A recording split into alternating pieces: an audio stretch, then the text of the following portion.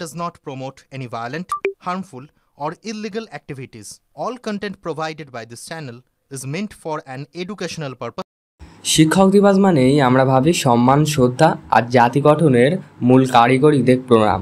কিন্তু যদি সেই শিক্ষক দিবসে সমাজকে নিয়ে উঠে আসে চালচুরির অভিযোগ, আর তাও শিক্ষক দিবসের মঞ্চে, তখন কেমন প্রতিক্রিয়া তৈরি হয় আপনারা ভাইবেই বুঝতে পারছেন। আজ আমরা জানবো বর্তমানে সেই ঘটনা যেখানে পৌর প্রধানের মন্তব্যে রীতিমতন ঝড় উঠেছিল রাজনীতির আঙিনা থেকে শুরু করে শিক্ষক মহল পর্যন্ত। শিক্ষক দিবসের দিন বর্ধমানের দক্ষিণের বিধায়ক খোকন দাসের উদ্যোগে অনুষ্ঠান। উপস্থিত ছিলেন গৌড় প্রধান পরেশচন্দ্র সরকার। অনুষ্ঠান চলাকালীন তার বক্তব্যে তৈরি হয় বিতর্ক। উক্তটি বলেছেন, তিনি বক্তব্যতে বলেছেন, মিড ডে মিলের চাল চুরি করব, আবার বলবো আমি শিক্ষক, জাতি গড়েছি, এটা একসঙ্গে হয় না। শিক্ষক সমাজের কিছু অংশে ক্ষুব্ধ, আবার কেউ বা বলছেন তিনি নাকি সঠিক কথাই বলেছেন।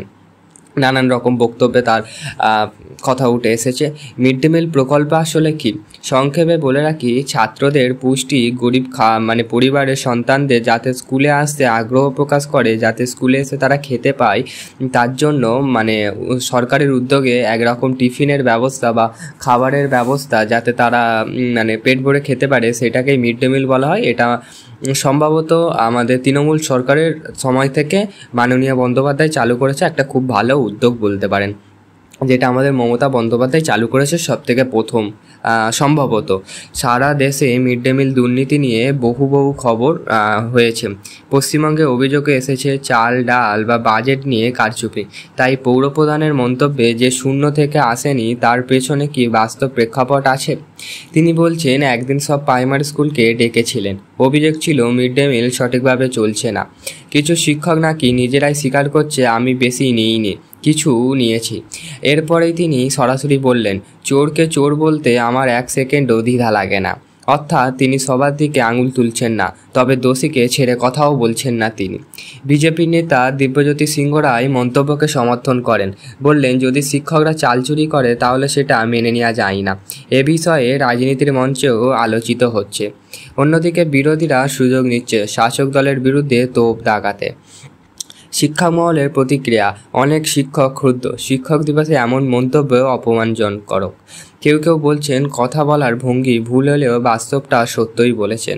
অর্থাৎ শিক্ষক মহল দ্বিধাভক্তি। একদল সমালোচক বলছেন, অন্য দল পৌরপ্রধানের সততার সাধুবাদ জানাচ্ছেন। মানুষ বলছে, আমাদের সন্তানদের খাবার যদি কেউ চুরি করে সেটা ক্ষমার অযোগ্য। সবাই শিক্ষক এমন নয়, তবে যিনি তাদের করবেন তাকে শাস্তি দেওয়া উচিত। এইভাবে জনমতের মধ্যে মিশ্র প্রতিক্রিয়া। শিক্ষক দিবসের দিনে এইভাবে চোর বলা কি সম্মানহানিকর, নাকি দুর্নীতি রুখতে সাহসী পদক্ষেপ?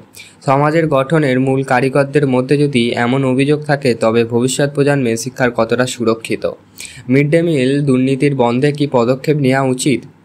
এই বিতর্কে আমাদের মনে করিয়ে দিল, শিক্ষক শুধু পাঠ্যপুস্তক নয়, সততা আর নৈতিকতার উদাহরণ। সমাজ গঠনের দায়িত্ব যাদের হাতে, তাদের প্রতি বিশ্বাস অটুট রাখতে হবে। আর দোষী যদি কেউ থাকেন, তবে চিত্রিত করে শাস্তি দেওয়া অবশ্যই দরকার। আপনার মতে পৌরপ্রধানের মন্তব্যটা কি সত্যি সাহসী ও সঠিক, নাকি অপমানজনক বা অপ্রাসঙ্গিক? কমেন্টে আপনার মতামত জানান। ভিডিওটা শেয়ার করুন যাতে সবাই এই ইস্যু নিয়ে ভাবতে পারে। আর হ্যাঁ, নিজের সবার আপডেট পেতে আমাদের চ্যানেলটিকে সাবস্ক্রাইব করতে ভুলবেন না।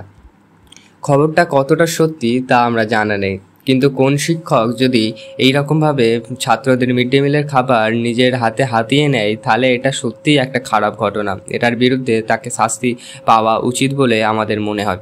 আপনাদের কি মতামত অবশ্যই জানাতে ভুলবেন না। ভালো থাকবেন, সুস্থ থাকবেন। আগামী দিনে নিশ্চয়ই আমাদের সাথে দেখা হবে। ধন্যবাদ প্রত্যেককে।